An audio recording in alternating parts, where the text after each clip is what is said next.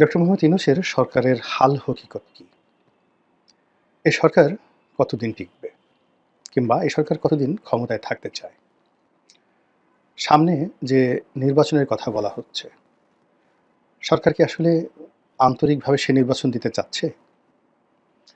আর যদি সে নির্বাচন দেয়, সেক্ষেত্রে ডক্টর মোহাম্মদ ইউনূস যে সকল তার মদদে দল তৈরি করেছেন, এনসিপি সহ অন্যান্য রাজনৈতিক দল প্রায় ৫০ থেকে ৬০ টি, যাদেরকে বলা হয় কিংস পার্টি। কিংস পার্টির আগে কিংস পার্টির ফাদার হিসাবে তিনি ৩ থেকে ৪টি বড়, বড় রাজনৈতিক দলকে তৈরি করে ফেলেছেন। তারা বিএনপি এবং আওয়ামী লীগের মতো অত বড় দল নয়। তবে নিঃসন্দেহে রাজনীতির যে অভিজ্ঞতা, সারা দেশে তাদের যে সাংগঠনিক তৎপরতা এবং একটা রাজনৈতিক দলের জন্য সবচেয়ে বেশি যেটি দরকার সেটি হলো অর্থনৈতিক যাকে বলা হয় সক্ষমতা। এরকম ২ থেকে ৩টি রাজনৈতিক দলকে এনসিপি এবং কিংস পার্টির মুরুব্বি হিসেবে ডক্টর মোহাম্মদ ইউনূস অত্যন্ত সুকৌশলে প্রতিষ্ঠিত করে ফেলেছেন আমাদের রাষ্ট্র ব্যবস্থায় এবং আমাদের সরকার ব্যবস্থায়। এর বাইরে সাপোর্ট হিসাবে মানে এনসিপি, কিংস পার্টি, তার সঙ্গে তাদের মুরব্বি ২ থেকে ৩টি দল, তাদেরকে আবার ডান দিকে এবং বাম দিক থেকে সাহায্য সহযোগিতা করার জন্য বাংলাদেশের প্রচলিত রাজনীতিতে যে সকল দল বেশ অভিজ্ঞ, তারা অনেকে ক্ষমতায় এসেছে, ক্ষমতার অংশীদার হয়েছে, আবার অনেকে ক্ষমতায় আসেনি বটে, তবে তাদের যোগ্যতা এবং অভিজ্ঞতা নিয়ে কোনো রকম সন্দেহ নেই। যেমন ধরুন জাতীয় পার্টি কিংবা বাংলাদেশ কমিউনিস্ট পার্টি। এই দুটো সংগঠনকে ডক্টর মোহাম্মদ ইউনূস এখন পর্যন্ত আক্রমণ করেননি। ফলে তার যে রাজনৈতিক মাস্টার প্ল্যান, সেই মাস্টার প্ল্যানের ডান দিকে জাতীয় পার্টি, বাম দিকে কমিউনিস্ট পার্টি, সেখানে অতন্ত্র প্রহরী হিসেবে আগামী দিনে যদি তাকে সহযোগিতা করে, এতে আশ্চর্য হওয়ার কিছু থাকবে না। আমরা যেটা পর্দার সামনে মানে মঞ্চে যেটা দেখতে পাচ্ছি, আওয়ামী লীগের উপর আসলে খুব জুলুম অত্যাচার হচ্ছে। কিন্তু বাস্তবতা হলো যে আওয়ামী লীগের অনেক লোক, বিশেষ করে যাদের বিরুদ্ধে মব হলে, যে মব সন্ত্রাস নিয়ে আমরা আজ এত নেতিবাচক কথা বলছি, যাদেরকে যদি ছাত্র এবং জনতা পিটিয়ে জীবন্ত কবর দিয়ে তারপর সেই কবরের উপরে তারা লম্ফ এবং ঝম্প করত, অক্টোবর, নভেম্বর, ডিসেম্বর ২০২৪ সনের এই সময়গুলোতে সারা বাংলাদেশে মিষ্টি বিতরণ হতো। এরকম বিতর্কিত, দুর্নীতিবাজ এবং যারা দেশের শত্রু, তারা যে কিভাবে সীমান্ত পাড়ি দিয়ে সারা দুনিয়াতে ছড়িয়ে পড়েছে, যা কিনা আমাদের পুরো রাজনৈতিক অঙ্গনকে অস্থির করে তুলেছে। এখন যারা এভাবে পালিয়ে গেছে, তারা কি সরকারকে সহযোগিতা করছে, আওয়ামী লীগকে করছে না বিএনপিকে করছে? তারা কি দেশকে অস্থিতিশীল করতে চাচ্ছে নাকি বাকি জীবন নীরবে নিভৃতে কাটাতে চাচ্ছে? এই সমস্ত বিষয় নিয়ে এখনও প্রকাশ্যে আলোচনা শুরু হয়নি, কিন্তু খুবই জরুরি ভিত্তিতে এই বিষয়গুলো নিয়ে আলোচনা করা দরকার। একজন রাজনীতিবিদ, খুব তরুণ একজন রাজনীতিবিদ, তিনি বলছিলেন, রাজনীতিবিদ নয়, সঙ্গীত শিল্পী, একজন সঙ্গীত শিল্পী, খুবই বিতর্কিত। তিনি যেটা বলছিলেন যে টাকার চাইতে আকর্ষণীয় কোনো হেরোইজম বা হিরোইজম নেই। আমরা যে সেলিব্রিটি হতে চাই বা আমরা যে সাহসী হতে চাই, বীরত্ব দেখাতে চাই, তো সেক্ষেত্রে বর্তমানে জমানাতে টাকা হলো সবচেয়ে বড় মাপকাঠি। আপনার টাকা থাকলে আপনি জ্ঞানী না হয়েও জ্ঞানের অধিকারী হবেন। জ্ঞানীরা আপনার পদতলে মানে কদমবুচি করবে। আপনি রূপবান বা রূপবতী না হলেও কেবল অর্থ রয়েছে, আপনি পৃথিবীর সবচেয়ে সুন্দর রমণীকে বিয়ে করতে পারবেন, অথবা আপনি যদি ৬০ বছর বা ৭০ বছরের বুড়িও হন, আপনার যদি অনেক টাকা থাকে, আপনি ২০-২২ বছরের সেই যুবককে আপনার শয্যাসঙ্গী হিসেবে পেয়ে যাবেন। রাজদরবারে আপনার জন্য চেয়ার থাকবে, রাজা আপনার গলায় মাল্য দেবে। এই হলো অর্থের ক্ষমতা। এটি কেবল এখন নয়, যেদিন থেকে অর্থ ব্যবস্থা শুরু হয়েছে সেদিন থেকেই এই দুরাচারটি চলে আসছে রাষ্ট্রতে, রাজনীতিতে, সমাজে, সংসারে, সব ক্ষেত্রে। অবাক করার ব্যাপার হলো এই মুহূর্তে বাংলাদেশের নাগরিকদের মধ্যে সবচাইতে বেশি টাকা পয়সা, ধন ও সম্পদ এগুলো আওয়ামী লীগের লোকদের আছে। কেউ পালিয়ে আছেন, কেউ পালাননি, কিন্তু টাকা তাদের হাতে। আর সেই টাকার পেছনে কিভাবে পঙ্গপালের মতো রাজনৈতিক দলের নেতারা ছুটছে, কিভাবে বেহায়ার মতো সেই টাকার স্বাদ নেওয়ার জন্য, টাকার ভাগ নেওয়ার জন্য তারা ঘুরছে। আওয়ামী লীগ নেতাদের অনেকগুলো 5 স্টার হোটেল ছিল, অনেকগুলো টেলিভিশন চ্যানেল ছিল বা আছে, অনেকগুলো ব্যবসা প্রতিষ্ঠান থেকে শুরু করে আরও অনেক কিছু, ব্যাংক, বিমা।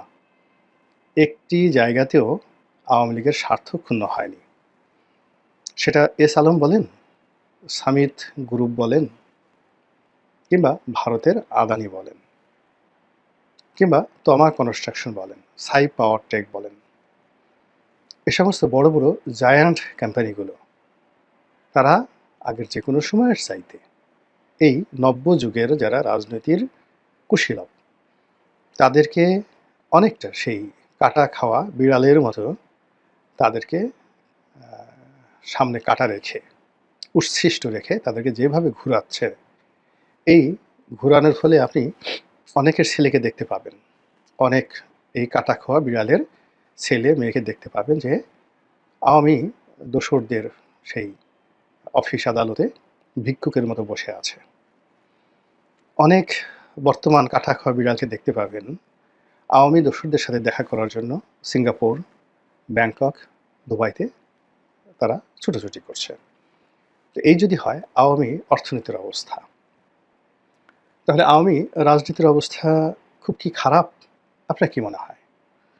বরং আমরা যারা 2009 সন থেকে একেবারে 25 সন পর্যন্ত কায়মনো বাক্যে আওয়ামী লীগের বিরোধিতা করেছি এবং এই পরিবর্তিত পরিস্থিতিতে না ঘরকা না ঘটকা আমরা আগের মতো যারা কথা বলে আসছি, অন্যায়কে অন্যায়, সাদাকে সাদা, কালোকে কালো, তারা অবাক বিস্ময়ে দেখছি যে আম এবং দুধ একত্রে মিশে গেছে। সেই বর্তমান জমানাতে যাদের হাতে ক্ষমতা, আগামীতে যাদের হাতে ক্ষমতা আসবে, অতীতে যাদের হাতে ক্ষমতা ছিল, সবাই মিশে গেছে।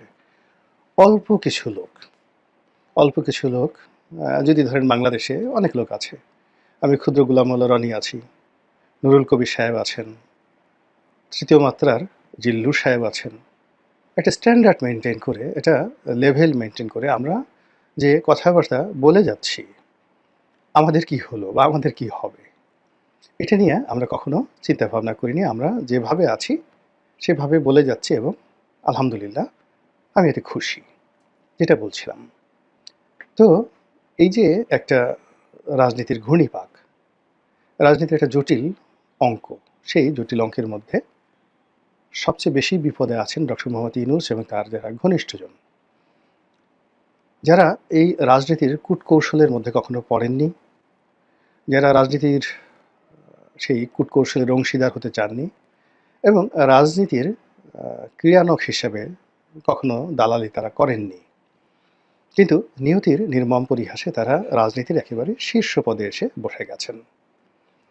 এখন এই মানুষগুলোকে, যারা উপদেষ্টা মণ্ডলীতে আছেন, যারা বিপ্লবী ছাত্রনেতা হিসেবে আছেন, এখনো পর্যন্ত নীতি এবং আদর্শ ধরে আছেন, যাদের বিরুদ্ধে এখনো পর্যন্ত দুর্নীতির অভিযোগ আসেনি, আর অন্যদিকে ডক্টর মোহাম্মদ ইউনূস এবং তার পরিবার, তাদের বিরুদ্ধে অনেক অভিযোগ এসেছে, কিন্তু মোরাললেস ঠিক ওইরকমভাবে কি বলবো, বিএনপি জমানাতে বা আওয়ামী লীগ জমানাতে যেভাবে মারাত্মক দুর্নীতির কথা আমরা শুনেছি, টাকা পাচারের কথা শুনেছি, এই জিনিসগুলো এখনও ডক্টর মোহাম্মদ ইউনূস এবং তার পরিবারের বিরুদ্ধে আসেনি।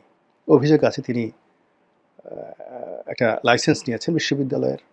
আচ্ছা ঠিক আছে, আওয়ামী লীগ জমানাতে, বিএনপি জমানাতে অনেক অশিক্ষিত লোকজন 8 পাসও করেনি, তারাও ট্রাস্টি বোর্ডের, বিশ্ববিদ্যালয়ের ট্রাস্টি বোর্ডের চেয়ারম্যান হয়েছেন, বড় বড় বিশ্ববিদ্যালয়ের মালিক হয়েছেন। তো সেক্ষেত্রে ডক্টর মোহাম্মদ ইউনূস যদি একটা বিশ্ববিদ্যালয়ের মালিক হন বা লাইসেন্স নেন, ক্ষতি কী বলেন তো?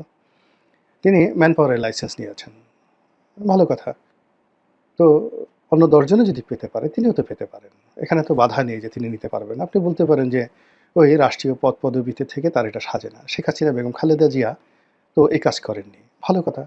শেখ হাসিনা, বেগম খালেদা জিয়া তারা পদে থেকে কাজ করেননি, কিন্তু সালমান এফ রহমান কী করেছেন, তারপর আনিসুল হক কী করেছেন, এস আলম কী করেছেন, তারা কি শেখ হাসিনার অজ্ঞাতে কাজগুলো করেছেন? বেগম খালেদা জিয়ার কথা যদি ধরেন, এরকম বিশাল, আপনি মোর্শেদ খানের কথা চিন্তা করতে পারেন, আরও অনেকের কথা আপনি বলতে পারেন, শত শত মানুষ। তো যাদের বিরুদ্ধে দুর্নীতি দমন কমিশনের অভিযোগ সারা বাংলাদেশে, মানে যদি বলা হয় যে সত্যিকার অর্থে robotic, mathematic and collective corrupted লোক কোন দলে বেশি, আপনি দেখবেন যে তারাই এখন এই সমাজে দাপট চালাচ্ছে। তো এই দিক থেকে ডক্টর মোহাম্মদ ইউনূসের যে আন্ডা, বাচ্চা, ডাল, পালা, আত্মীয়-স্বজন তারা এখন পর্যন্ত এই গত ১০ মাসে ওভাবে দেশের টাকা পাচার করা, টেন্ডারবাজি করা, দুর্নীতি করা এগুলোর মধ্যে এভাবে জড়াননি। ২-৪ জন উপদেষ্টার এপিএস বা উপদেষ্টাদের বিরুদ্ধে অভিযোগ আসছে এই পর্যন্ত। তো তারপরেও আমরা ডক্টর মোহাম্মদ ইউনূসের ব্যাপারে অধৈর্য হয়ে পড়েছি।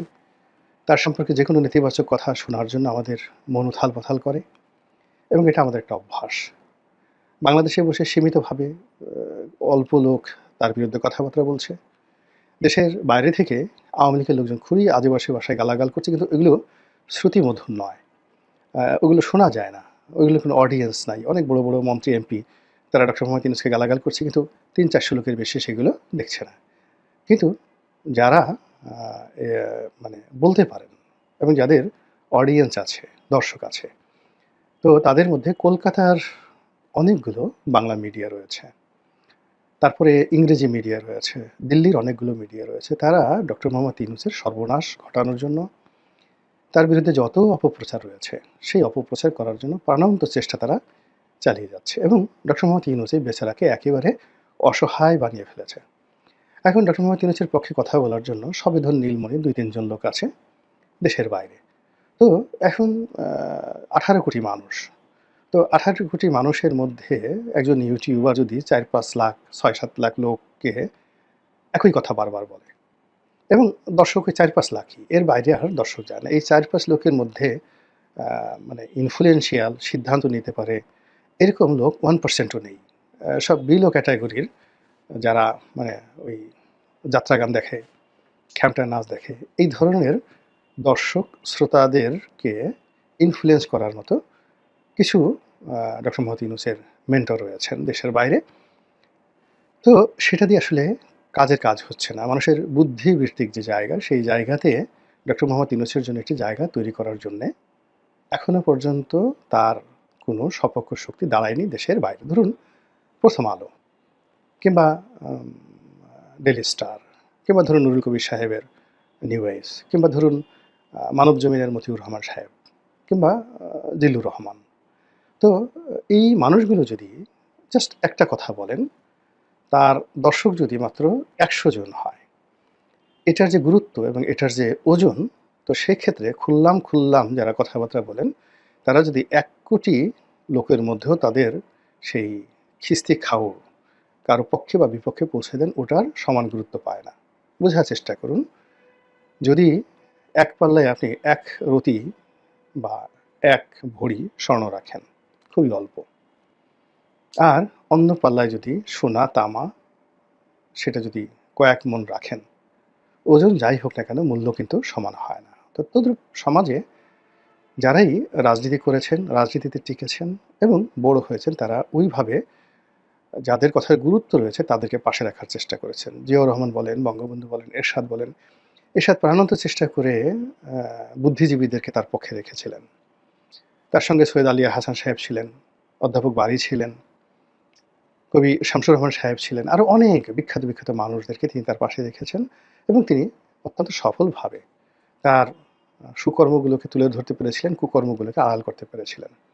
তো যেটা বলছিলাম যে ডক্টর মোহাম্মদ ইউনূসের সেই অবস্থা না থাকার কারণে কলকাতার যে সকল প্রচার যন্ত্র রয়েছে তারা অনবরত তাকে বরখাস্ত করছে, তাকে ছুটি দিচ্ছে, তার বিদায়ের ঘণ্টা বাজাচ্ছে, তার জায়গায় শেখ হাসিনাকে বসাচ্ছে। আর নিত্য নতুন মানে সে গুজব কি? আপনি কলকাতাতে যে সমস্ত লোকজন রয়েছেন, দেখতে শুনতে মনে হয় যেন তারা একেবারে নরেন্দ্র মোদীর টিচার বা দিল্লি বিশ্ববিদ্যালয়ের ভাইস চ্যান্সেলর, এরকম সিরিয়াসলি ভাবে মানে অনবরত এভাবে মিথ্যা কথা বলে যাচ্ছেন, যেগুলো শোনা যায় না। কিন্তু বাস্তবতা হলো তাদের সেই কথা অভিব্যক্তির কারণে, যুক্তির কারণে, তারপরে উপস্থাপনার কারণে অনেকের কাছে বিশ্বাসযোগ্য হয়ে পড়ছে। আর যখন ডক্টর মোহাম্মদ ইউনূসের কর্মকাণ্ড সম্পর্কে মানুষের এরকম সন্দেহ তৈরি হচ্ছে, ধীরে, ধীরে এটি প্রশাসন বলেন, রাষ্ট্রযন্ত্র বলেন, জনগণের সমর্থন বলেন, সব জায়গাতে একটা দূরত্ব তৈরি করে ফেলছে।